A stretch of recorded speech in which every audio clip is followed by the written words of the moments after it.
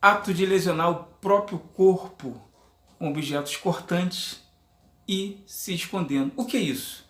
É uma tentativa de suicídio? É o ato de chamar atenção ou um ato de manipulação, mas que tem atingido 1 a cada 5 adolescentes no Brasil. Estou me referindo à automutilação, que estaremos falando aqui agora nesse vídeo.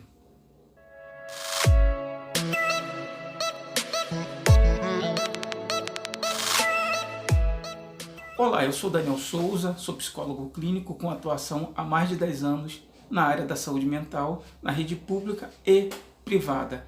E nesse vídeo estaremos falando aqui agora da automutilação. A automutilação até então era somente um sintoma relacionado a alguma doença, mas na verdade ele já está diagnosticado, inclusive na última classificação internacional de doenças, aparece lá a automutilação como uma lesão provocada em si mesmo sem intenção de ideação suicida. Ou seja, o próprio CID já está respondendo uma das primeiras questionamentos. Não é tentativa de suicídio. Mas muito bem, então por que ele ocasiona, por que ele afeta tanto esse segmento da sociedade que são os adolescentes? Bom, são questões multicausais que provocam isso, mas uma coisa essencial é saber que o adolescente ele ainda está com seu quadro emocional ainda em formação. Na verdade, a sua mente está em formação, ele está em transição da fase da infância para a fase adulta. Então, ele não tem estrutura suficiente para responder às demandas, suficiente para responder, para enfrentar os desafios do dia a dia. E não tem estrutura também para questões como a frustração. Então vamos lá, vamos pontuar algumas coisas relacionadas aos adolescentes. Bom, muitas vezes é o adolescente que não é aceito num grupo, ele tem isso como algo pesado. Muitas vezes ele não é aceito, ele não é reconhecido dentro da sua área de atuação. Às vezes ele tira uma nota baixa, também isso é suficiente. Às vezes uma desilusão amorosa de uma pessoa que ele quer namorar e não é correspondido também. Ou seja, nós estamos vendo que são situações assim, até certo ponto, para quem já é adulto, para quem tem certa maturidade, algo fácil de resolver. Porém, por que eles não resolvem? Olha, existe uma coisa que é muito importante, que tem que ser pontuada, que é a questão da estrutura psicológica da pessoa. Então, assim, dentro da psicologia, a pessoa que é na questão dos pais, na questão paterna, não necessariamente pai e mãe, mas aquelas pessoas que são responsáveis pela criança até então. Se ela não tiver, ao longo do seu crescimento, uma proteção, se ela não se sentir protegida, vai crescer uma criança, vai se tornar um adolescente e um adulto desequilibrado no seu psicológico.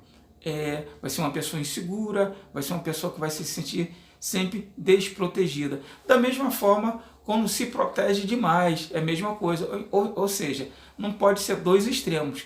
Nem falta de proteção total, nem proteção em excesso. Por quê? Porque a criança, desde cedo, ela tem que aprender a se defender das questões do mundo que ela está inserida. Lembrando que a criança é um ser social. Ou seja, se é um ser social, ela está inserida dentro da sociedade, convivendo com pessoas. Então ela tem que aprender a lidar com essas demandas de frustração, com essas demandas de desafios.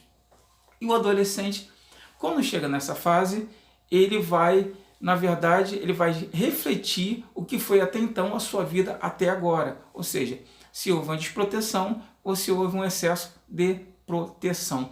Então, quando aparecem essas questões que eu falei anteriormente, que parecem questões bobas, mas que para ele tem um peso muito grande. Então, é só isso? Não. Esse adolescente também, porventura, de repente, ele pode ter sido vítima de abusos físicos, psicológicos e até mesmo sexuais, tanto na fase de criança, lá atrás, como agora pode estar sofrendo durante a sua adolescência, no tempo presente. Como, por exemplo, ele pode estar sofrendo abuso sexual ou abuso moral, como, por exemplo, bullying na escola. Então, por que acontece? Ele guarda para si, ele não divide, porque muitas vezes os pais, ele não tem uma boa relação com os pais. Como assim não tem boa relação? Então papai e mamãe que de repente está ouvindo vai falar, mas eu me dou bem com meu filho, com a minha filha, mas você goza plenamente da sua confiança. Então são situações que têm que ser pontuadas. Não é isso uma acusação, nem pai, nem mãe. Todos têm uma educação, dão educação, fazem o melhor possível. Mas existe uma coisa, um fenômeno que tem que ser lembrado nos dias de hoje, que é um dos fenômenos, que é a segurança pública, o fenômeno da violência. Então, muitas vezes, por exemplo, não estou afirmando que seja uma forma genérica com todos, mas os pais protegem muito seus filhos. Muitas vezes dão o melhor, pagam transporte, muitas vezes controlam horário, no celular, por exemplo. Então, assim, tem aquela super proteção com medo da violência urbana. Então, a criança ou adolescente, ela se sente totalmente dependente de outra pessoa. Então, o que acontece? Ela tem dentro dela uma coisa chamada insegurança, passa a gerar insegurança, e essas questões, ela fica muitas vezes, ela guarda para ela. O que acontece? Porque nós vivemos num mundo, também dentro da realidade, em que a sociedade, ao mesmo tempo que ela está cada vez mais perto, ela está muito longe. Por quê? As pessoas hoje em dia estão muito afastadas nas suas relações. As relações são muito assim, superficiais. Então, o adolescente é uma extensão dessa sociedade onde ele está inserido. Então, onde entra a questão do corte? A questão do corte entra simplesmente porque ele, com todas essas demandas que ele não consegue equilibrar, que ele não consegue dividir, que ele não consegue absorver da melhor forma, ele não consegue elaborar. Então, isso gera nele um sofrimento psíquico, uma angústia muito profunda e que ele tem que aliviar de alguma forma. Como é que ele faz? Ele alivia através do corte, da automutilação. Geralmente são objetos, são instrumentos que ele tem à mão. São, muitas vezes, ponta de lapiseiras, a lâmina do apontador que causa isso, ou até estilete. É feito geralmente nas partes mais escondidas, nas coxas, no pescoço, nos pulsos, e muitos vão te falar assim, como já foi falado anteriormente, é tentativa de suicídio? Já foi respondido que não. Não é tentativa de suicídio. É para aliviar a sua dor da psique, da sua mente, das suas emoções. E não é um ato para chamar atenção, porque há algum tempo atrás, dentro de uma linha psicanalítica, falava isso é um ato de histeria para chamar atenção para si, para dominar, para manipular. Não é verdade, não é verdade. É um ato isolado, tanto é que quando eles se lesionam, eles escondem as partes do seu corpo que estão feridas. E os pais só vão ver isso por acaso, ou então se ficarem olhando. Então, o que acontece? É um ato recorrente, porque quando se olha assim, são várias incisões que são feitas, porque é de uma forma superficial e ele tem um alívio da dor naquele momento. Porém, logo após o alívio, vem a sensação de culpa de algo que ele fez. Falando em culpa, algo que eu tenho que pontuar, que também é muito importante, que muitas vezes o adolescente ele foi vítima de abuso sexual, tanto no tempo agora como pode ter sido no passado.